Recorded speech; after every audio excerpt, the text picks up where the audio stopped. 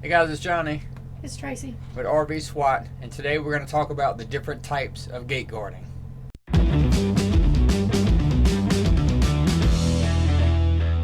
Alright, type number one is a 24/7 RV spot, which is the most common. That's kind of what everybody thinks of when they think gate guarding. That's when you park your RV at the site or at the gate, and then you work 24/7 basically, so you rotate a 12-hour shift or however you work it out with your spouse, and you check traffic in and out of the site, working out of your RV. Another one is a 12-hour RV site, and that one is you still parked on site, but you only check traffic in 12 hours out of the day, and then you actually close the gate and there's no traffic going to the site the other 12 hours. And we're at work right now, so you might see us moving around. Yeah, we may stop and look, and because we have to watch traffic, which we'll show you later in the video, kind of how we do things on this gate. What's another gate? This gate. Okay. 12-hour team gate. Yes, 12-hour team shack.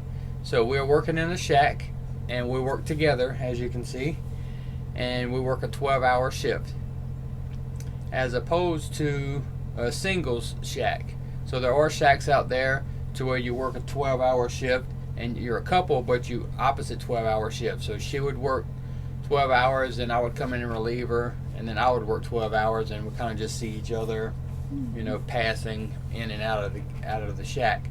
This one, two teams actually work this shack. So we work a 12-hour shift, and then there's another team that comes in and works a 12-hour shift behind us.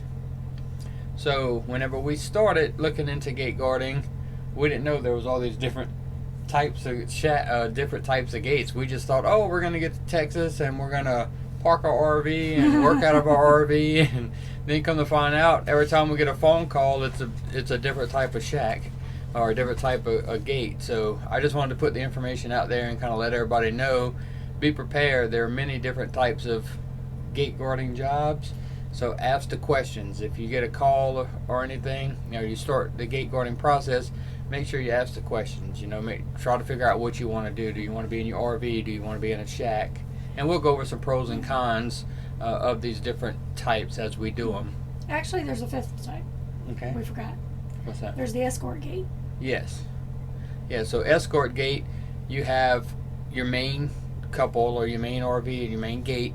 They check traffic in and out. And then you have sometimes 2 to 3 other couples that work at the same site, and you're in company trucks or company vehicles, and you escort the traffic to the rig. So they'll come through the main gate, and then you'll pull out in front of them and then escort them to the Keeps rig. Them from going too fast, and So it depends on the property owner. Usually determines if it's an escort. If they don't want traffic unescorted on their property, then you have to escort every truck that goes to the rig. So there is that one too. We haven't done that one yet. So far, the only one that we've done is this one, the team shack. So we're going to go over the pros and cons, or pros and cons so far for us. Everyone's going to have different pros and cons. It depends on your situation and what you're looking for in a gate. But we'll go over some pros and cons of this gate for us. So pros, what's the first pro? You get to work together. Work together. So again, for us it's a pro. For you, that may be a con. If you don't like your spouse, don't get this job. Yeah. So, but working together is definitely a pro for us. We get to stay on the same sleep schedule. We don't have to pass each other in and out. We get to go to dinner together. If we, after the shift, we can go get something to eat. So we get to spend time together. So that's a bonus for us. Another one for us is more money. So this gate pays more money than your standard RV 24/7 gate. So we only have to work 12 hours, and we get more money than what we would get if we worked a 24-hour shift. So to us, that's basically what they're doing. They're paying you extra because you have to drive and you're going to be away from home. Right. Yeah. Which is sometimes a commute can be far. Yeah.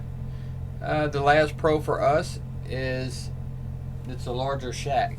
So if you work a singles shack, the shack is only claustrophobically small. Yeah, it's only like 4x4. It's really small, but because there's a team working in the shack, it is pretty. I think this is 8x8, maybe. Probably, yeah. About 8x8. So it's a larger shack, so you can bring more junk, which is what we end up doing. We walk in with like 4 big bags of snacks and dinner and Instant Pot and everything else. So that's pretty cool. We actually get to cook in the shack because there's enough room to do that in here. Some cons. What's our biggest con? We have a dog, and our dog is alone for about 13 hours a day because we drive about 20 minutes to get here. We work a 12-hour shift and we drive 20 minutes to get home. If we have to go to the store, that's extra time that he's by himself. Yeah. So again, that depends on you. For us, that's the biggest downfall to this type. We like the money, we like the job, we like the site, we like everything about it. We don't like leaving our dog for 12 hours. So that's a big problem with us. Now he is doing good. We don't keep him in the crate. He has full run of the RV. He has just graduated from the crate. Yeah, but we don't like leaving him that long. So again, depending on you, if you don't have pets, I would recommend this over anything else because you make more money. Yeah. But it depends on if you want to drive, the commute and all that stuff, which is another con is the commute. So you're not working out of your RV.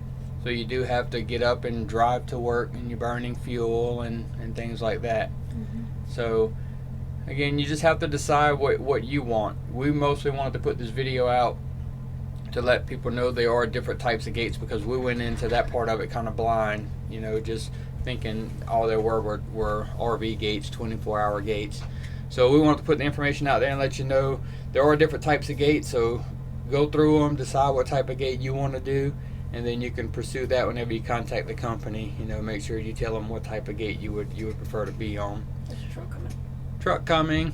So speaking of that, so for this gate, the team gate, we're at a sand plant, so we're not at a drill rig. So you actually have full-time employees check in and out, and you also have the trucks come in to get sand. So the job here, it's easy. It's easy no matter where you're at. But here, when a sand truck comes in, we don't even have to check them in. We just kind of make sure they stop at the stop sign, wave them in. They go back to the plant, get their sand, and then they come out, make sure they stop at the stop sign, and you wave them out.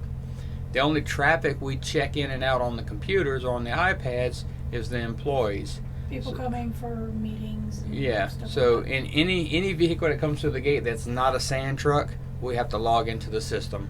So they come in, we take a picture of the license plate, we make sure they're in the system, or name, first, last name, company, and then a picture of the payload or whatever's they're bringing in or whatever's in the back of their truck or something like that. But other than that, there goes the sand truck. So that's the job right there. It's waving. So that's the most of it. So from midnight we work from 11 o'clock at night till 11 o'clock in the morning. And from 11 o'clock at night till about, 3, 4, we have absolutely nothing but sand trucks. So all we do is just...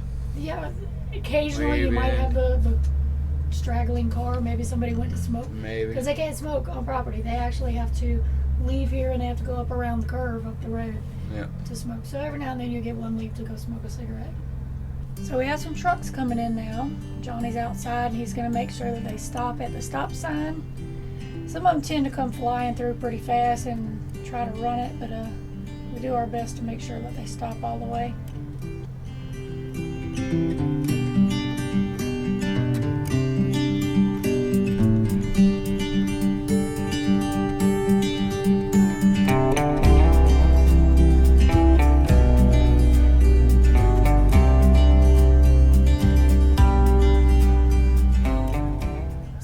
It's their first time coming in and they're really not sure where they need to go. So what we'll do is we'll just let them know where they need to go, what they need to do, where they need to check out at. And I think he was just having a conversation with them though. I don't think he was lost. That's when the car comes in. They'll come up so far and stop. Right there. She's going to put in the first 3 of the license plate number, and if they're in the system already, it'll pull up their name and everything, so you don't have to put anything in. She just takes a picture of the license plate, and she takes a picture of the contents of the back of the truck, of the payload, and then she waves them on in, and they're logged into the system. If they wasn't in the system, then you got to enter their name and their company and all that stuff. But if they're in the system already, they'll pop up.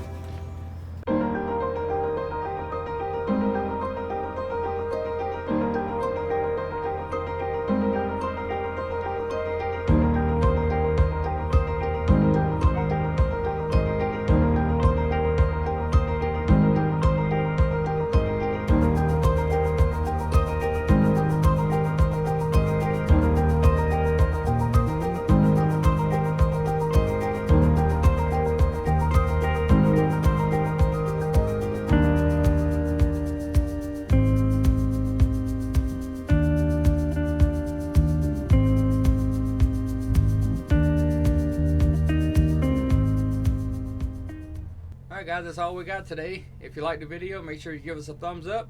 Don't forget to subscribe. Click the bell if you want notifications, and we will see you in the next video. Bye. Bye.